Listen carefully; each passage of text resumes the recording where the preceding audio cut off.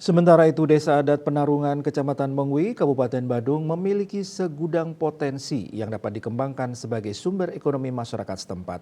Namun potensi yang ada kurang terkelola dengan maksimal lantaran keterbatasan permodalan.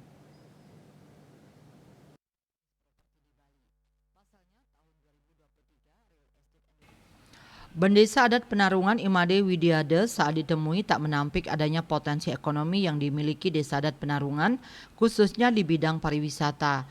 Seperti aliran sungai Subak Desa Penarungan yang bersih dan terawat, juga menawarkan atraksi lazy river tubing sebagai permainan air yang ramah keluarga dan wisata kuliner yang ada sepanjang Desa Penarungan.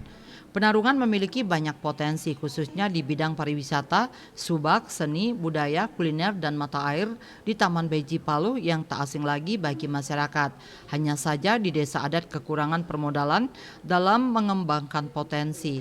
Karena itu pihaknya berharap keberadaan desa dinas dapat bersinergi dengan desa adat dalam menggarap potensi desa. Menurutnya, jika potensi yang ada digarap dengan serius dan bersama-sama akan berdampak kepada kesejahteraan masyarakat sehingga keberadaan desa adat sebagai benteng adat, tradisi dan budaya juga terimbas. Parwata Bali Post melaporkan.